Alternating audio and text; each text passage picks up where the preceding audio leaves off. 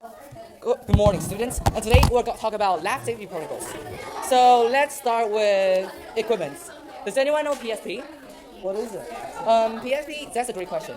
It stands for Personal Safety Protocols.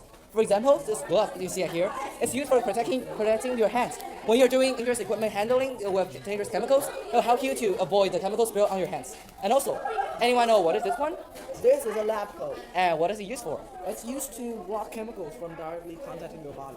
Excellent! 100 points for Henry.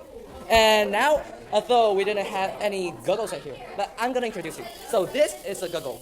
And goggle is used to help you to protect your eyes, help you to avoid the chemicals spilling to your eyes.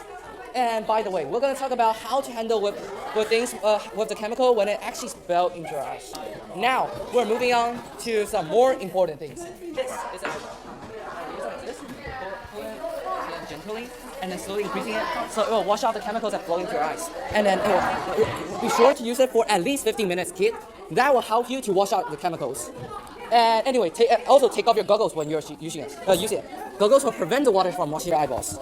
A few moments later. So your behavior in lab is an important part of the lab safety protocols. For example, you should wear all the things when you're performing a lab. And you shouldn't play your ID around like this.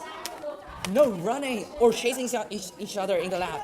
No destroying equipment, no throwing things around, no playing with the water, and no drinking with the chemicals nor eating with the chemicals. Don't bring any food or drinks into it. Depose it correctly. Put it like this. That's gonna cause chaos. Just put it all around. Also, be careful with these equipment. Handle them carefully. For example, look at this Bunsen burner. This thing, you need to operate it correctly. Don't open it without anybody handling it. Be careful and consult it with your instructors. Don't use it yourself. And then open it with carefulness.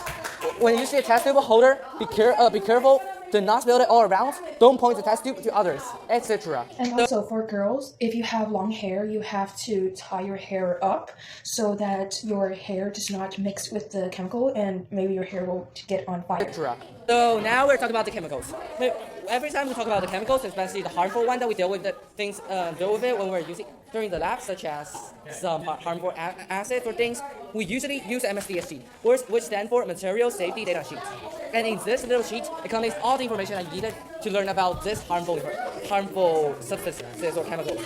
So for this one, is example right here, which you can see right here. We are gonna talk about ammonium dichromate. And can you describe what is it used for? Ammonium dichloride is used for dyeing textiles as a pigment and oxidizing agent and in metal treatment. Yes, and how does it look like? For example, its state or its color and how it smells. It is an odorous substance with a bright orange to red crystalline salt. Yes, and where do we store it? We store it in dry places away from other buildings because it has fire hazards. True. And then, what's the medical cares and things that we're gonna deal with it once we bring contact with it? Firstly, emergency shower and also call for help. Great. Contaminated clothing. Yes, and always remember that after doing all those steps, first contact your instructor. Students, do you have any questions? Yes. How can I become a great teacher at K? Sure, you can. Becoming a teacher is not an easy thing to do. And that's all for today. Now go to the next class and remember to review the notes too.